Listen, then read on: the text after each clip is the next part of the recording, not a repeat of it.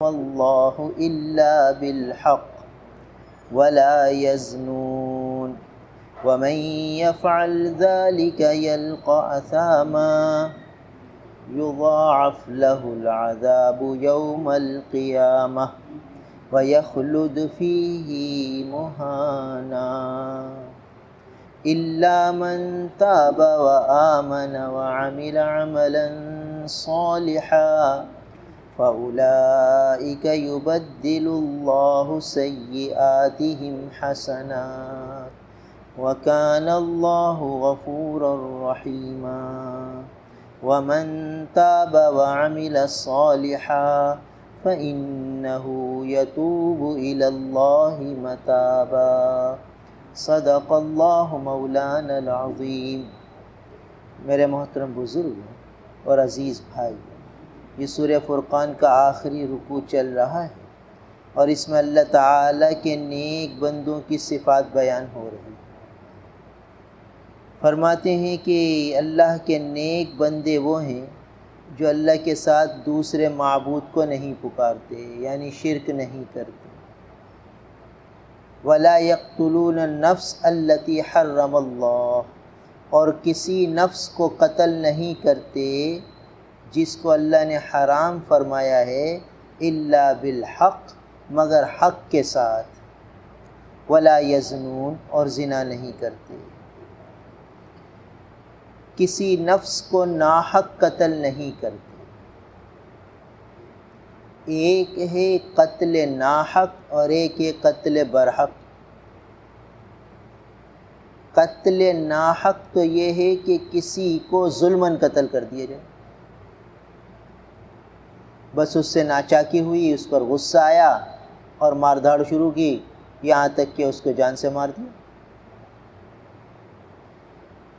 لڑائی ہوئی، جھگڑا ہوا، غصہ آیا اور سامنے والے کو قتل کر دیا، یہ قتل ناحق ہے۔ اور قتل برحق کیا ہے کہ ایک شخص نے کسی کو جان بوجھ کے قتل کیا تو اب قصاص میں اس قاتل کو قتل کیا جائے۔ اب اس کو معاف نہ کیا جائے، اس کو قتل کیا جائے۔ کیوں؟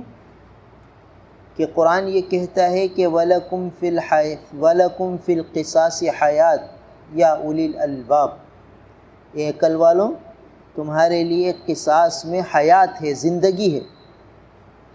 تمہارے لیے زندگی ہے تو اس کو اختیار کرو۔ اور کسی نے کسی کو قتل کیا ہے تو اب قاتل کو اس کے عوض قتل کرو۔ اب دیکھنے میں عقل کا تقاضا تو یہ ہے کہ ایک شخص جو مقتول ہو گیا، اس کی بیوی بیوہ ہو گئی، بچے یتیم ہو گئے، ماں کا لال چلا گیا، اب جواب میں دوسرے شخص کے ساتھ بھی یہی عمل کیا جائے، اس کی بیوی بھی بیوہ ہو جائے، اس کے بچے بھی یتیم ہو جائیں، اس کی ماں بھی بغیر بیٹے کے رہ جائے۔ دیکھنے میں تو یہ صحیح نہیں لگتا۔ ایک گھر اجڑ گیا، دوسرے کو کیوں اجاڑا جا رہا ہے؟ کہتے نہیں، اس دوسرے گھر کو اجاڑنے میں حیات ہے کہ اگر اس کو قصاص میں آج قاتل کو قتل کر دو گے تو یہ ایک نشان عبرت بنے گا اور دوسرے لوگوں کو عبرت ہوگی، وہ نصیحت حاصل کریں گے اور قتل جیسے جرم سے بچیں گے۔ سوچیں گے اگر آج ہم نے کسی کو قتل کر دیا، کسی کے بچوں کو یتیم کر دیا تو کل ہمارے بچے بھی یتیم ہوں گے، تو کسی کو قتل کرتے ہوئے 1000 بار سوچے گا۔ آج جو قتل و غارت گری کا بازار گرم ہے، اور جس سے تھوڑی سی انبن ہوئی کہ اس کو ہٹا دو راستے سے، اور سمجھتے ہیں کہ بھئی ٹھیک ہے، ہم نے بہت اچھا کر دیا۔ نہیں، یہ بڑا خطرناک معاملہ ہے۔ کسی کو ناحق قتل کر دینا اتنا بڑا جرم ہے کہ پوری انسانیت کو گویا اس نے قتل کر دیا۔ اسی لیے قرآن نے یہ کہا کہ قصاص ہو جائے گا تو سامنے والے کو عبرت ہوگی اور سامنے والا آئندہ معاشرے میں قتل و غارت گری ختم ہونے لگے گی. اور اگر قصاص نہ ہوا جیسے آج کل ہے تو بے تحاشا قتل ہوتے جا رہے ہیں، قصاص ہوتا ہی نہیں. اور قرآن نے ایک اصول دیا، ایک ضابطہ دیا، وَلَا تَأْخُذْكُمْ بِهِمَا رَأْفَةٌ، کہ اللہ کی حدود قائم کرنے میں تمہارے دل میں نرمی نہ آئے. کیا مطلب؟ کہ جب زنا کرنے والے کو تم سزا دو تو تمہارے دل میں نرمی نہیں آئے کہ یار چلو چھوڑ دو معاف کر دو. نہیں، بلکہ اللہ کی اس حد کو قائم کرو تاکہ معاشرے میں بے حیائی نہ پھیلے. تو بے حیائی کی اتنی سخت سزا کیوں رکھی؟ اب کوئی شادی شدہ مرد یا عورت زنا کر لے تو اب اس کو اتنے پتھر مارو کہ مر جائے، یہ بھی قتل برحق ہے، یہاں بھی مارنا ضروری ہے. اور قرآن کہتا ہے وَلْيَشْهَدْ عَذَابَهُمَا طَائِفَةٌ مِّنْكُمْ، ایک تمہاری بڑی جماعت جب سزا ملے زانی کو تو دیکھے، مشاہدہ کرے. اکیلے میں سزا نہ دو، بہت بڑے مجمع کے سامنے سزا دو، سب اس کو پتھر ماریں، اتنے پتھر ماریں کہ وہ مر جائے. فرمایا کہ اللہ کے نیک بندے قتل برحق تو کرتے ہیں، اس میں نرمی نہیں کرتے، کیونکہ مجرم کو رعایت دے دینا اور مجرم کو چھوڑ دینا یہ جرم کے بڑھانے کا ذریعہ ہے. آج کیا ہوتا ہے کہ چپل چور پکڑا جاتا ہے، لوگ مارتے ہیں، 4 آدمی چھوڑ دو. کیوں چھوڑ دو؟ جب اس کو سزا ملے گی تو آئندہ وہ چپل چوری کرنے سے احتیاط کرے گا. ایک الگ مسئلہ ہے کہ فرد واحد کو سزا دینے کا اختیار نہیں ہوتا، قاضی کو اختیار ہوتا ہے کہ وہ سزا دے. تو چونکہ ہمارے معاشرے میں قاضی کا نظام نہیں ہے تو اتنی ہلکی سزا دے دی جائے کہ آئندہ اس کو احساس ہو. ہاں، ایسی مار دھاڑ نہ کی جائے کہ اس کو معذور بنا دیا جائے، اس کی آنکھ پھوڑ دی جائے اور اس کا ہاتھ پاؤں توڑ دیا جائے. ایسی سزا نہ دی جائے، ایسی سزا دی جائے کہ صرف اس کو دہشت بیٹھے، خوف بیٹھے اور آئندہ وہی چوری کرنے سے بچے. اور اس مجرم کو بچانا کہتے ہیں یہ صحیح نہیں کہ بھئی چھوڑ دو. کیسے چھوڑ دو؟ آج اس کو چھوڑیں گے یہ اور چوریاں کرے گا، اور اس کو دیکھ کر دوسرے آدمیوں کو بھی حوصلہ ہوگا کہ یار چلو ہم بھی چوریاں کریں چپل. اچھا دھندا ہے، اچھا کاروبار ہے. تو مجرم کے ساتھ رعایت نہ ہو. دکان پہ کوئی ملازم ہے چوری کر بیٹھا، اس کے ساتھ اب رعایت نہ ہو، نرمی نہ ہو. اب اسے اور موقع نہ دیے جائیں بلکہ اسے فارغ کیا جائے کہ نہیں بھائی، اگر اس کو رکھیں گے تو پھر نقصان ہو، کہ اس کی ایک عادت بن گئی چوری کی. اب ایک دفعہ عادت بن گئی تو یہ نکلتی نہیں ہے، بڑے مشکلوں سے جا کے نکلتی ہے. تو اس لیے یہ جو شریعت کا ایک نظام ہے سزا دینے کا، وہ ہے اسی لیے کہ مجرم کو جرم سے روکا جائے اور معاشرے میں بھی جرم نہ پھیلے. اسی لیے اللہ کے نیک بندوں کی صفت بیان ہوئی کہ وہ قتل ناحق تو نہیں کرتے، بغیر قصور کے کسی کو ظلماً قتل کریں، ایسا نہیں کرتے.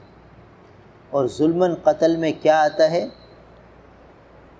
ایک جو ہمارے معاشرے میں ایک وبا چل رہی ہے کہ بھئی اولاد کم ہو، اس کے لیے ایسی تدابیر اختیار کی جائیں کہ اولاد ہی نہ ہو.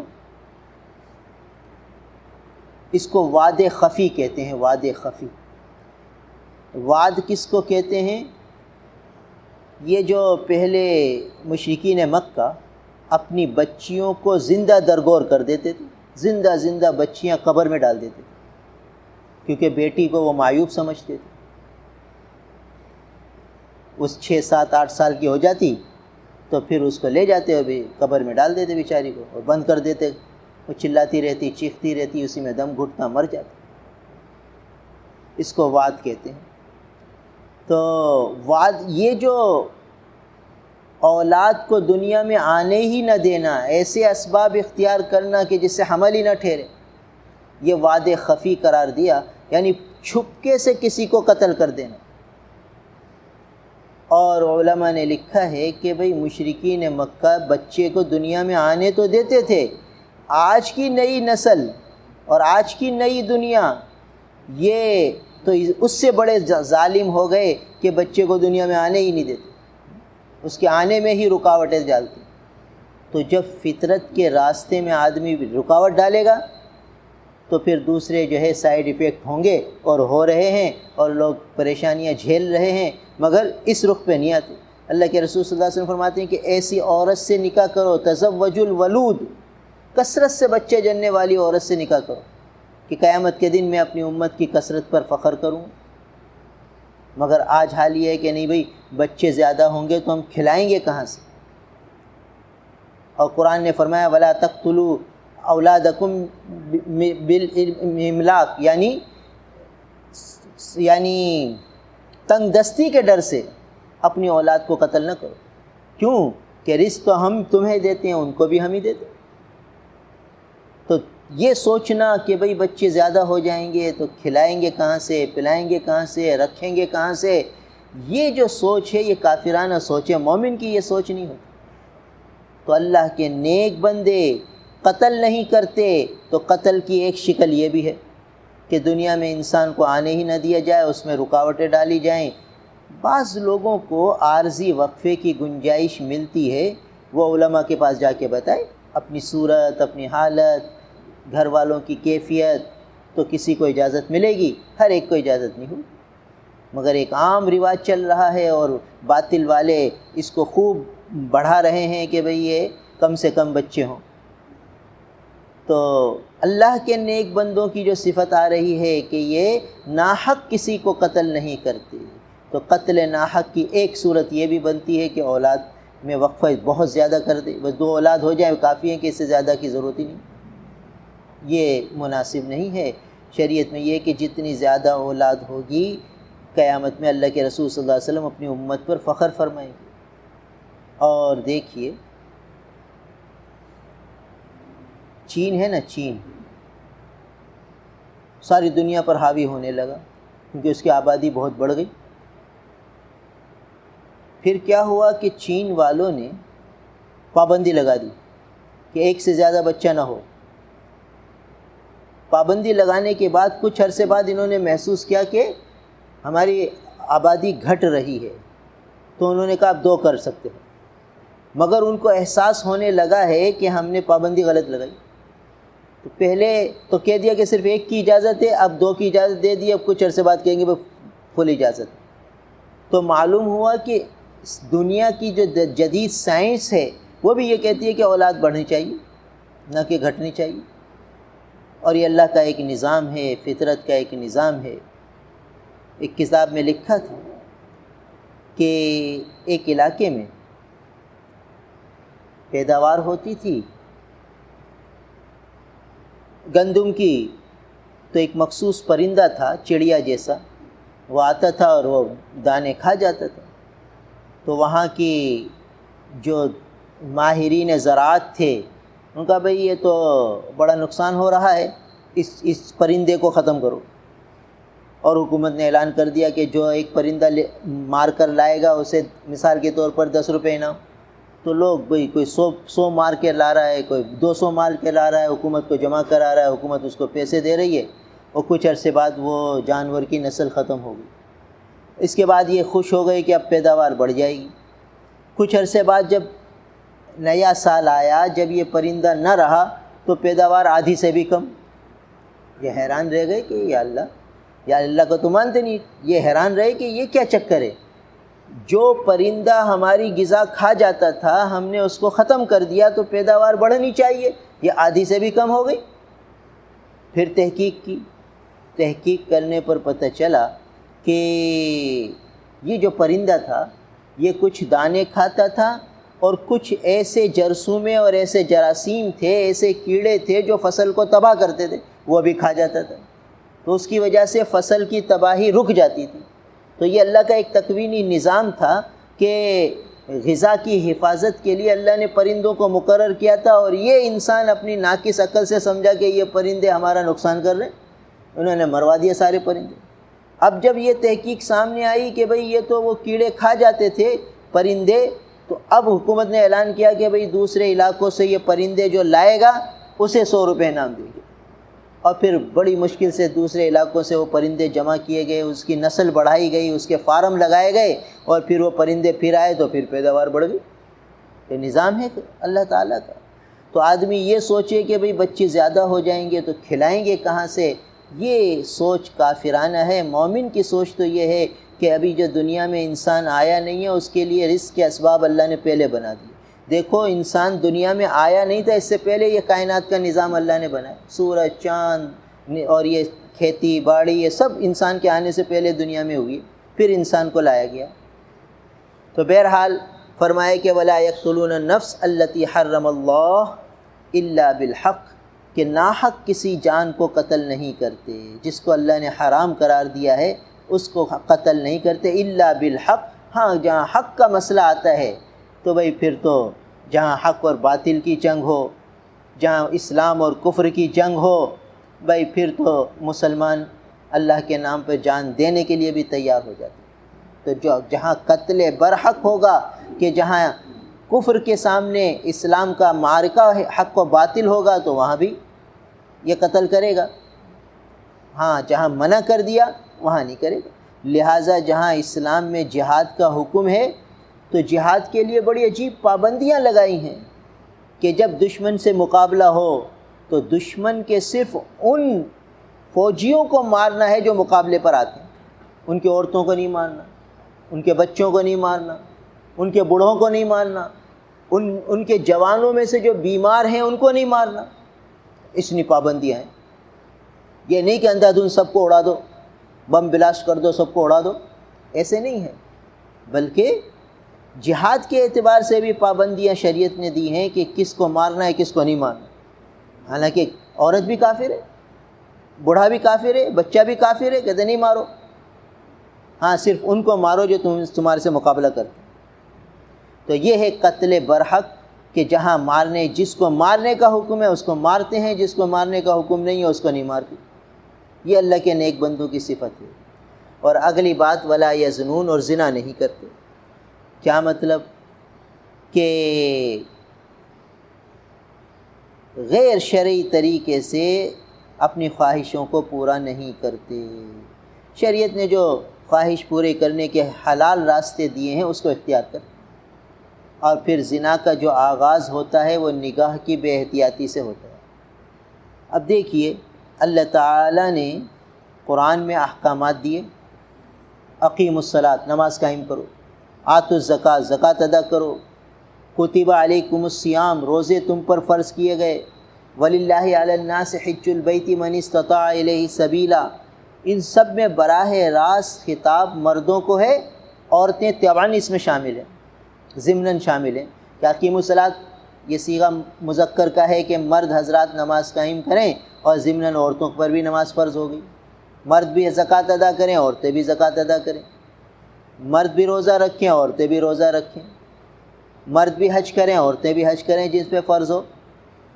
مگر جہاں آنکھوں کی حفاظت کا مسئلہ آیا وہاں قرآن نے اسلوب بدلا، انداز بدلا، ترتیب بدلی، اور مردوں کو مستقل الگ حکم دے دیا، عورتوں کو الگ حکم۔ قل للمؤمنین یغضوا من ابصارہم ویحفظوا فروجہم، اور قل للمؤمنات یغضضن من ابصارہن ویحفظن فروجہم۔ مستقل عورتوں کو الگ حکم دیا کہ وہ اپنی نگاہوں کی حفاظت کریں، اپنی نگاہوں کو پست کریں، جھکائیں، اور مردوں کو بھی فرمایا کہ اپنی مردوں کو چاہیے کہ نگاہوں کو پست کریں، جھکا کر رکھیں۔ تو اللہ کے نیک بندے زنا نہیں کرتے، تو جو اسباب زنا ہیں کہ جن کے اختیار کرنے سے آدمی اس میں مبتلا ہوتا ہے اس کی بھی حفاظت، اس سے بھی محفوظ رہتی ہے۔ اب جو موبائل ہے اس میں آنکھوں کی حفاظت بہت مشکل ہے، کہ آدمی یہ سوچے کہ میں آنکھوں کی حفاظت کر لوں گا، بہت مشکل ہے، ناممکن کے درجے میں، کہ یعنی بچنے والا بھی بچ نہیں سکتا، جو کتنے دعوے کر لے کہ میں بچنا چاہتا ہوں وہ نہیں بچ سکتا۔ تو اس لیے نگاہوں کی حفاظت بہت ضروری ہے۔ آدمی یہ سمجھتا ہے کہ موبائل ہے تو اس میں تو حفاظت کی ضرورت نہیں ہے، اس میں زیادہ حفاظت کی ضرورت ہے۔ سڑکوں پر چلتے ہوئے بھی آنکھوں کی حفاظت کرنی ہے، اور خاص طور پر موبائل میں بھی نگاہوں کی پوری حفاظت کرنی ہے۔ نگاہ کی حفاظت ہو گئی تو آدمی بہت سے فتنوں سے محفوظ ہوگا، اور نگاہ غلط استعمال ہو گئی تو بہت سے فتنوں میں مبتلا ہو جائے گا۔ اسی لیے قرآن نے مستقل مردوں کو نگاہوں کی حفاظت کا الگ حکم دیا، اور عورتوں کو الگ دیا۔ اور جو نگاہوں کی حفاظت کرتے ہیں پھر ان کی ذہانت اور ان کے یادداشت اللہ تعالیٰ اچھی فرما دیتا ہے۔ امام شافعی رحمۃ اللہ علیہ کا قصہ لکھا ہے کہ ان کا حافظہ بہت قوی تھا، جو چیز ایک دفعہ دیکھ لیتے سب یاد ہو جاتی۔ تو ایک دن جا رہے تھے کہیں، تو ایک گھر کا دروازہ کھلا ہوا تھا، وہاں کوئی خاتون کھڑی تھیں، تو نگاہ جھکائی تو اس کے پاؤں پہ نگاہ پڑ گئی خاتون کے۔ اب جو آ کر گھر سبق یاد کیا تو ہو ہی نہیں رہا، اپنے استاد حضرت وقی رحمہ اللہ سے شکایت کی کہ حضرت مجھے یاد نہیں ہو رہا۔ فرمایا تم نے کوئی نافرمانی کی ہے، تم نے غلط نگاہ تمہاری غلط اٹھی ہے۔ میری تو نہیں اٹھی، تو غور کرو۔ سوچتے رہے تو یاد آیا کہ ہاں وہ خاتون کے پاؤں پہ نگاہ پڑ گئی تھی۔ کہا بس استغفار کرو۔ کہا استاد جی یہ ہوا تھا کہ میں نگاہ کی حفاظت کرنے لگا، نگاہ کو جھکانے لگا تو وہ دروازہ کھلا تھا، بس وہ اس کے پاؤں پہ نگاہ پڑ گئی۔ کہا بس توبہ کرو، استغفار کرو، نفل پڑھو، اللہ کی طرف متوجہ ہو جاؤ۔ اتنا حکم ہے نگاہوں کی حفاظت کا کہ تھوڑی سی بے احتیاطی سے بڑا نقصان ہوتا ہے۔ یہ آج کل بھولنے کا مرض بہت ہوتا جا رہا ہے۔ ہر آدمی کہہ رہا ہے یار میں فلاں سامان رکھا بھول کے چلا گیا۔ کتنے لوگ مسائل پوچھتے ہیں کہ بھائی دکان پر ایک آدمی آیا شاپ پر بھول کے چلا گیا، فلاں جگہ کوئی سامان بھول کے چلا گیا۔ یہ نسیان کا مرض اتنا بڑھ رہا ہے کہ ہر ایک اس میں مبتلا ہے۔ تو اس کی اہم وجہ یہ ہے کہ نگاہوں کا استعمال صحیح نہیں ہے، غلط نگاہوں کا استعمال ہو رہا ہے، تو پھر عقل معاف ہوتی چلی جا رہی ہے، نسیان بڑھتا چلا جا رہا ہے۔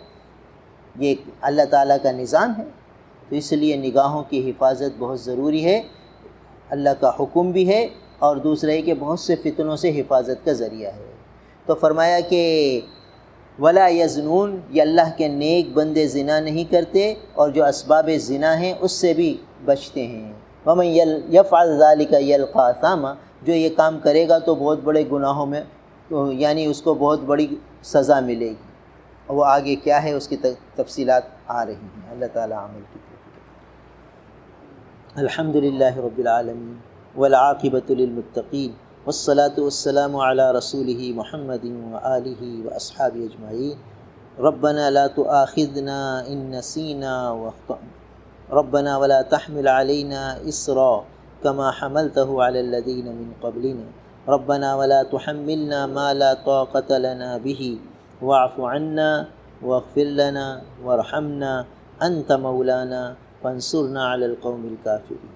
اللهم آت محمدا الوسيلة والفضيلة وابعثه مقاما محمودا الذي وعدته، صلی اللہ تعالی علی خیر خلقہ محمد وآلہ واصحابہ اجمعین۔